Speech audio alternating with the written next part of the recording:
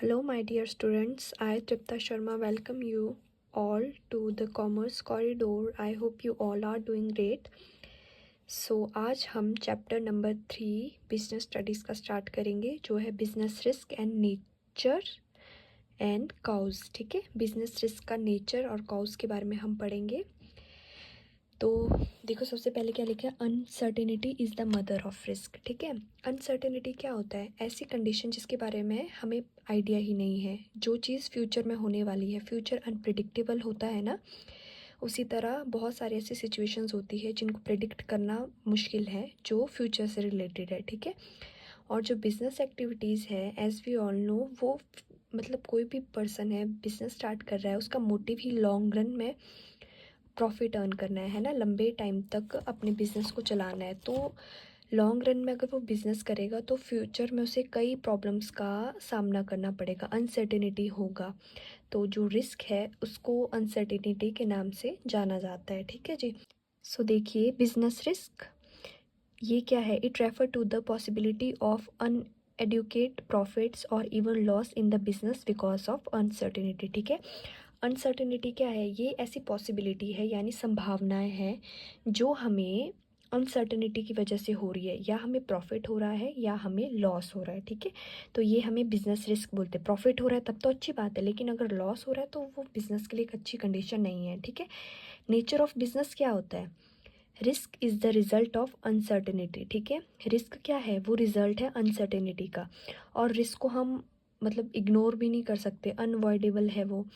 और जो आपका रिस्क ऑफ डिग्री है वो वेरी करता है बिजनेस टू बिजनेस। अगर आपका बिजनेस छोटा है, आपकी फर्म छोटी है, तो आपको रिस्क कम होगा, लेकिन अगर आपकी फर्म बड़ी है तो आपको जो रिस्क है वो भी ज़्यादा होगा। ठीक है, profit is the concentration of risk taking. ठीक है भाई, अगर आप रिस्क ले रही हो ना तो आपको प्रॉफिट होगा। ठीक है, उसका कंसिड्रेशन यानी प्रतिफल क्या है? प्रॉफिट है।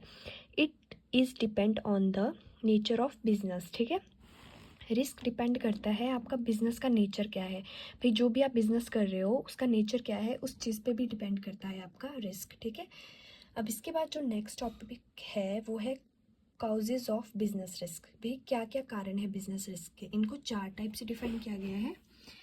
ठीक है, एक तो नेचुरल काउज होते हैं, यानी सीजनल चेंज हो रहा है। ठीक है, बहुत ज़्यादा बारिश आ रही है, सूखा पड़ रहा है, उसकी वजह से आपके जो काउजेज हो रहे बिजनेस में है ना, और उनको बिजनेस मतलब नहीं रोक सकते, वो नेचुरल है। ठीक है, जो लॉजिकल चेंजेस, यानी कहीं भूकंप आ रहा है जिसकी वजह से बिल्डिंग्स गिर रही है, उस पर भी उनका कोई कंट्रोल नहीं है। ठीक है जी।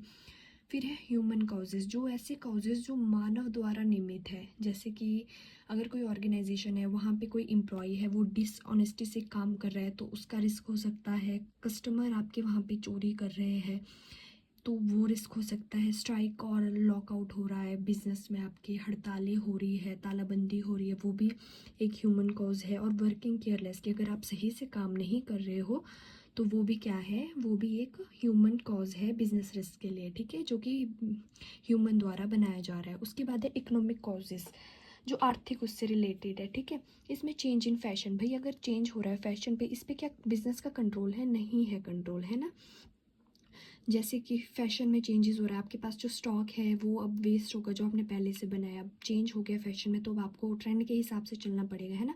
प्राइजेस में कोई चेंज हो रहे हैं। इफेक्ट ऑफ कंपटीशन, आपका कॉम्पिटिटर है वो ज़्यादा फैसिलिटीज़ दे रहा है अपने कस्टमर्स को और आप नहीं दे रहे हो, वो रिस्क अलग है ना। फिर है अदर काउजेज, इसमें नेचुरल काउजेज आ सकते हैं, जैसे कि आपके जो गुड्स है या मशीनें हैं वो नेचुरली कोई काम से ख़राब हो रही है, जैसे कि जो पेरिशेबल गुड्स होती है, यानी जिनकी ड्यूरेशन कम होती है, वैसे गुड्स। ठीक है, और उसके बाद मशीनों की घिसावट हो रही है, ज़्यादा यूज़ के कारण वो ख़राब हो रही है, वो नेचुरल काउजेज़ है। टेक्निकल काउजेज़ है, मशीन्स में कोई टेक्निकली ख़राबी है, वो मैनेजरल काउजेज़ है, आपकी पॉलिसीज़ ये सब चीज़ें सही नहीं है, उसकी वजह से आपको प्रॉब्लम का सामना करना पड़ रहा है। और मैकेनिकल काउजेज़ क्या होते हैं? जो मशीन से रिलेटेड है। ठीक है, जब मशीन का बना रहे हैं आप, उस टाइम कहीं आपकी मिस्टेक्स हो गई जिसकी वजह से वो मशीन सही से काम नहीं कर पा रही, उससे रिलेटेड। ठीक है, तो ये जो आज का हमारा चैप्टर है ये बहुत छोटा है, इवन एक ही पेज में आ गया, आप देख सकते हो। इवन बिजनेस रिस्क को ना हम लोग 2 तरह से डिफाइन करते हैं, एक तो इंटरनल और एक्सटर्नल। ये मैं थोड़ा आपको एक्स्ट्रा बता रही हूँ। इंटरनल रिस्क वो होता है जो एक ऑर्गेनाइजेशन कंट्रोल कर सकती है, उसके ऑर्गेनाइजेशन विद इन ऑर्गेनाइजेशन होता है।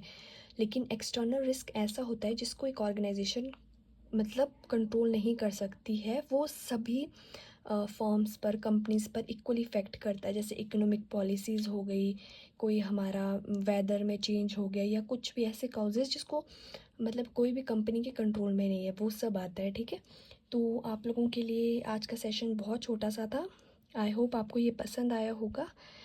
तो अगर आपको पसंद आया है तो लाइक करिए, सब्सक्राइब करिए द कॉमर्स कॉरिडोर को, और हम मिलते हैं नेक्स्ट सेशन में। तब तक ध्यान रखिए और पढ़ाई कीजिए। Bye bye.